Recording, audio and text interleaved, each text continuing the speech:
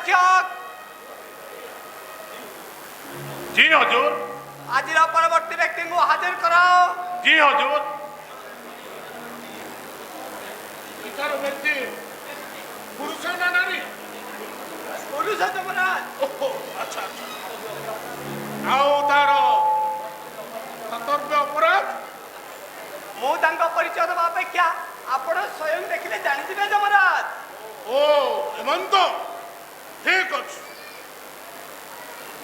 जी आज्ञा महाराज।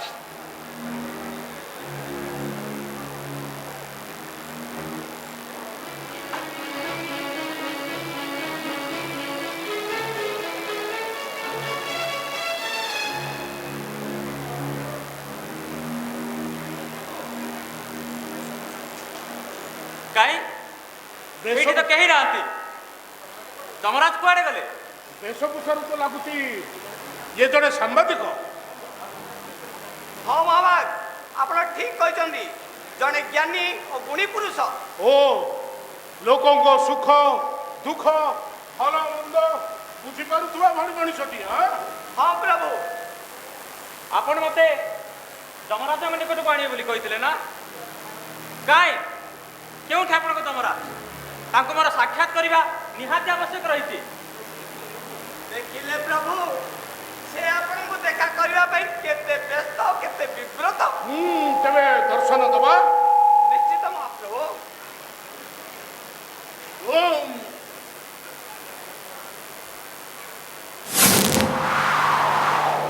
अरे ये तो जमराज मोर प्रणाम चित्रगुप्त बोध हुए प्रणाम फेरत चित्रगुप्त ओ मानव कहीं मत साक्षात करने व्यस्त और विव्रत? प्रभु मु जाने मु जड़े सामान्य मानव जीवन काल रे अनेक भल मंद देखी धरा पृष्ठ अवतीर्ण हो जड़े सांबादिक भाव निजक गढ़ी चली मोर पेशा आउ निशा।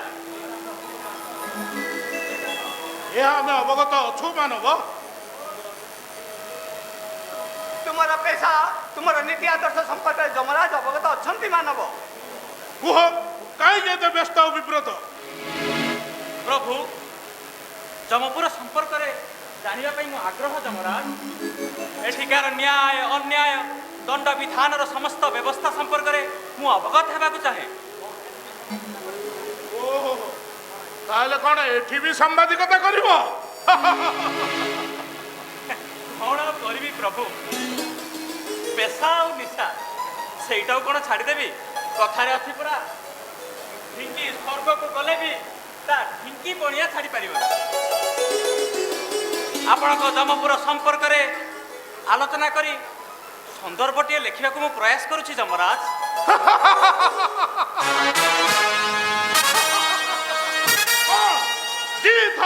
जहाँ संदर्भ लिखी से मन शांति है ना मूर्ति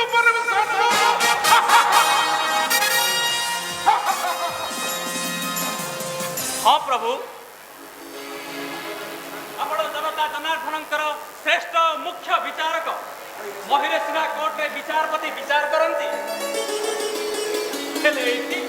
आपण चित्रगुप्त लोकंकर पाप पुण्य न्याय अन्याय विचार करी ठीक रूपे दंड दे था। याठू बड़ी वरिष्ठ विचारक आउ किए ही पारे प्रभु आउ किए ही पारे? मृत्यु पर मध्य सांबादिकता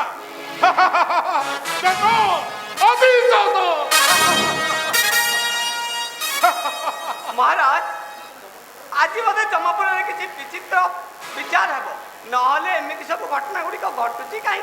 तुम्हें ठीक धरित चित्र आज ये जमपुर में किसी गोटे विचित्र नियम घटवा देखा जाऊ परिस्थिति क्यों आड़ को जाऊँ तुम्हें कौ मानव तुम्हें प्रश्न उपस्थापन कर तार भ्रांत दूर कर। यथाज्ञा प्रभु। आज मध्य पृष्ठ में दुर्लभ मनुष्य जीवन को सुखमय करिबारे सदा तप्तर समस्तंकर गोटे लक्ष्य शौखीन जीवन जापन किछि प्राप्त हेले खुशी हुअंती आउ किछि हरैले दुखी हुअंती। यह तो ମଣିଷ ଜୀବନର ସ୍ୱଭାବ। ଜୀବନ ଯାତ୍ରାରେ ସବୁବେଳେ ସେ ସଂଘର୍ଷ କରି ଚାଲିଥାଏ, ଆଉ ଏହା ତା ଜୀବନର ଯାତ୍ରାର ସ୍ୱାଭାବିକ।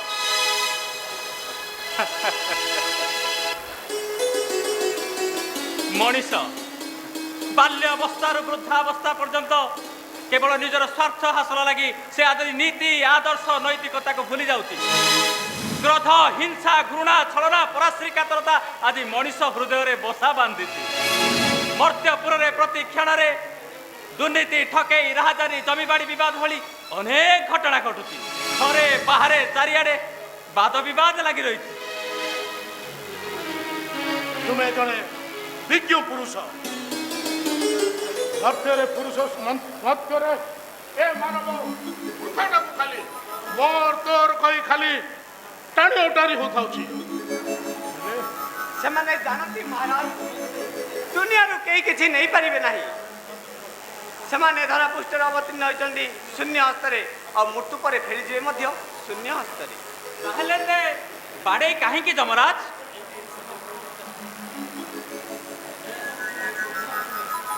ଏସବୁ ଦୃଢ଼ ଆତ୍ମବିଶ୍ୱାସ ନୁହେଁ, ଏସବୁ ବରଂ ବୃଥା ଅହଂଭାବ। ବେଳ କାଳ ବୁଡ଼ିଗଲେ ସମସ୍ତେ ରୁଗ୍ଣ ହେଇଯିବେ। ବେଳ ବୁଡ଼ିଗଲେ ସମସ୍ତେ ରୁଗ୍ନ ହେବେ, ପୁଣି ବନ୍ଧୁ ପରିଜନ ହାତ ଛାଡ଼ିଦେବେ। ଧନ ଦୌଲତ କୌଣସି କାମରେ ଆସିବନି। ମଣିଷ ଆଜି ମଲେ କାଲିକି 2 ଦିନ। ତଥାପି ଏତେ ବାଡ଼େଇ କାହିଁକି ଯମରାଜ? ମଣିଷ ଦେହରେ ଏତେ ଅହଙ୍କାର କାହିଁକି? ଏତେ ଗର୍ବ କାହିଁକି? ମାୟା, ସବୁ କିଛି ମାୟା। ମଣିଷ ଜୀବନ ଏ ମାୟା ବନ୍ଧନରେ ଆବଦ୍ଧ ହୋଇଛି। ଏ ମାନବ ଜାଣିପାରୁନି ଯେ ଜୀବନଟା ଗୋଟେ ପାଣି ଫୋଟକା। କେତେବେଳେ କାହାର କେଉଁ ଭଳି ଡାକରା ଆସିବ ସେମାନେ ଜାଣନ୍ତି ନାହିଁ ପ୍ରଭୁ। ଏବେ 2 ଦିନ ଜୀବନକୁ ସେମାନେ କାହିଁକି ହସ ଖୁସିରେ କଟାନ୍ତିନି ତାହା ତୁମେ ଜାଣିଛ ମାନବ?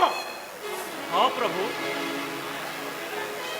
ତାହା ବି ମାୟା, କେବଳ ଏ ମାୟା।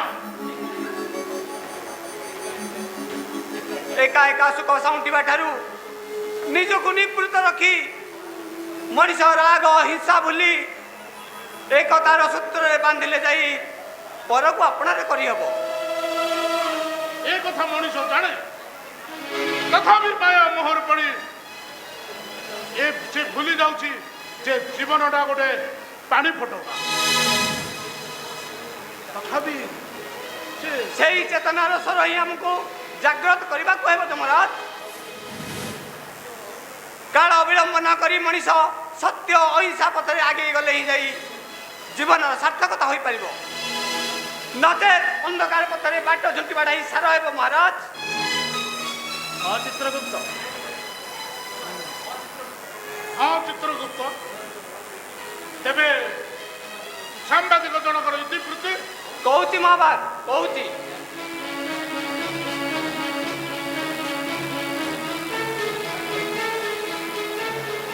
ମୋର ଇତିବୃତ୍ତି ଜାଣିବା ପୂର୍ବରୁ ମୋର ଗୋଟିଏ ଅନୁରୋଧ ରକ୍ଷା କରିବେ ମହାପ୍ରଭୁ। ଅନୁରୋଧ? ଅନୁରୋଧ? ହଁ, ଅନୁରୋଧ। ଆପଣ ସର୍ବଶ୍ରେଷ୍ଠ ବିଚାରବନ୍ତ। ଆପଣଙ୍କ ଭଳି ବିଚାରକ ଏ ସୃଷ୍ଟିରେ ମିଳିବା ବିରଳ। ନ୍ୟାୟ ଅନ୍ୟାୟ ଧର୍ମ ଅଧର୍ମକୁ ଠିକ୍ ରୂପେ ତଉଲି ଆପଣ ବିଚାର କରିଥାନ୍ତି। ଆପଣ କ'ଣ କହିବା ପାଇଁ ଚାହୁଁଛନ୍ତି ବିଜ୍ଞ ପୁରୁଷ? ମୋର ବିଚାର କରି ମୋତେ କେଉଁ ଦଣ୍ଡରେ ଦଣ୍ଡିତ କରିବେ ତା ପୂର୍ବରୁ ମୁଁ ଆପଣଙ୍କ ଯମପୁର ସମ୍ପର୍କରେ ଅବଗତ ହେବାକୁ ଚାହେଁ ଯମରାଜ। ଆଚ୍ଛା, ଆପଣ ଜାଣିବାକୁ ଚାହୁଁଛନ୍ତି ଯମରାଜ କେଉଁ ଦଣ୍ଡରେ କାହାକୁ କିଭଳି ଦଣ୍ଡ ବିଧାନ କରିଥାନ୍ତି? ମୋର ଇଚ୍ଛା ସମ୍ପର୍କରେ ଆପଣ ଠିକ୍ ରୂପେ ଜାଣିପାରିଛନ୍ତି ଚିତ୍ରଗୁପ୍ତ ମହାଭାଗ। କ'ଣ ସାମ୍ବାଦିକ ଏଠି ବି ସାମ୍ବାଦିକତା କରିବ? ହଁ ପ୍ରଭୁ, ଏଠିକାର ବ୍ୟବସ୍ଥା ସମ୍ପର୍କରେ ଅବଗତ ହେବାକୁ ମୁଁ ଚାହେଁ। ଠିକ୍ ଅଛି, କିଏ ଅଛରେ ପ୍ରହରେ?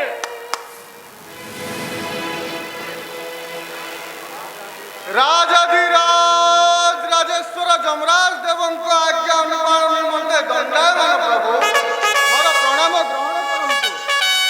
जाओ, ए मानव को नहीं जाओ।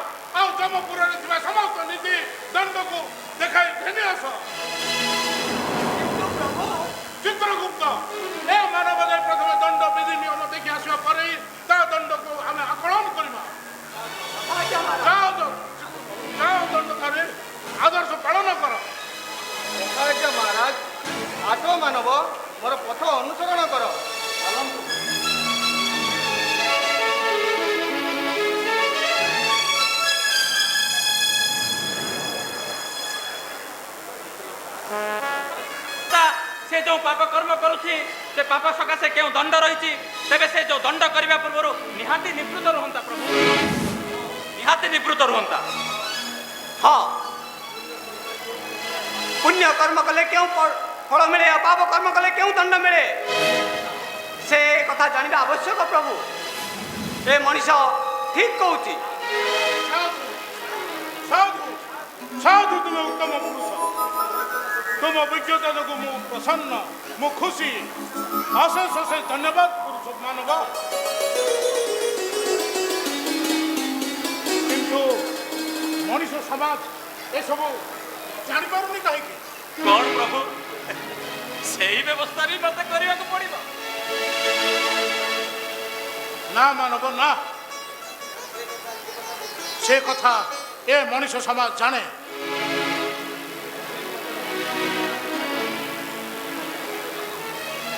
ବୁଦ୍ଧିମତାର ପରିଚୟ ଦେଇ ଏ ମାନବ ସେ କଥା ଜାଣେ, ତଥାପି ଏ ମାନବ ସେ ଭୁଲ କରି ବସୁଛି। ମିଛଟାରେ 2.5 ଦିନର ଏ ଜୀବନକୁ ସେ ତୋର ମୋର କହି ଖାଲି ଟଣା ଉଟରା ହଉ।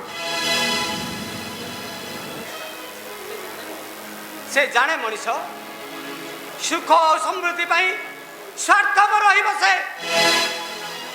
ଧନ ପ୍ରାପ୍ତିର ଲାଳସାରେ ସେ ଅନ୍ୟାୟ କରି ବସେ। ପାପ କରିବାକୁ ସେ ପଛାଏ ନାହିଁ।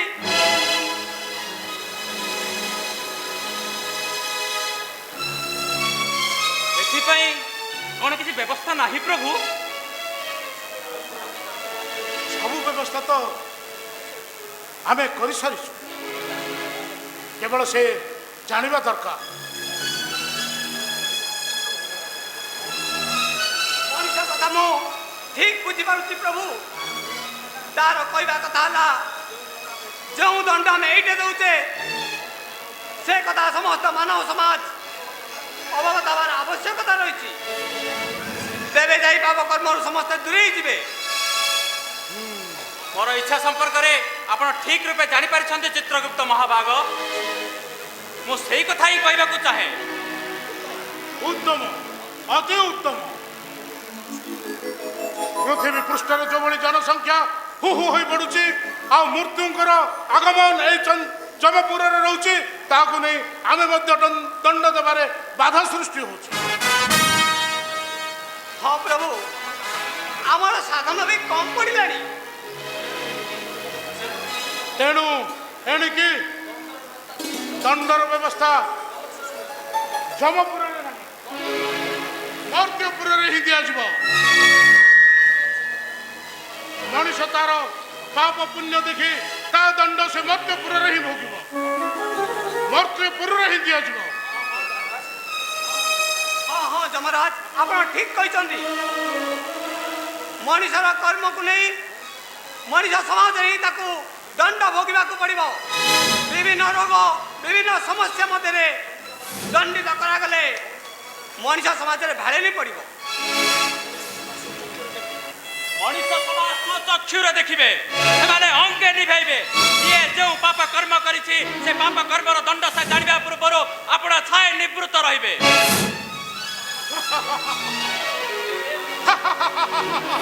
ହେ ମାନବଗଣ, ସତର୍କ ହୋଇଯାଅ, ହୁସିଆର ହୋଇଯାଅ। କାହିଁକି?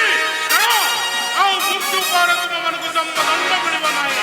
ଏଣିକି ତୁମେ କରୁଥିବା ପାପ ପୁଣ୍ୟର ଦଣ୍ଡ ତୁମକୁ ମର୍ତ୍ତ୍ୟପୁରରେ ହିଁ ଭୋଗିବାକୁ ପଡ଼ିବ। ତୁମକୁ ବିଭିନ୍ନ ରୋଗରେ ଦୁର୍ଘଟଣାରେ ଛଟପଟ ହେବାକୁ ପଡ଼ିବ। ଦୁର୍ଘଟଣାରେ ପଡ଼ି ଛଟପଟ ହେବ, ଯାହା ଫଳରେ କି ଅନ୍ୟମାନେ ଦେଖିବେ ଆଉ ତାଙ୍କ ପାପ କରୁଥିବା ପାପକୁ ଭୟ କରିବେ, ଭୟ କରିବେ, ଭୟ କରିବେ।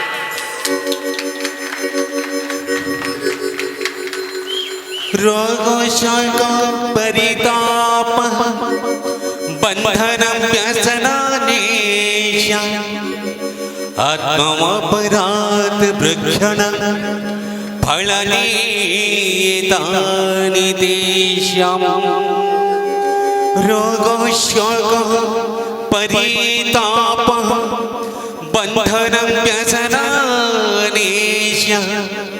आत्मोपराध वृक्षण फलानियतने तेषाम्।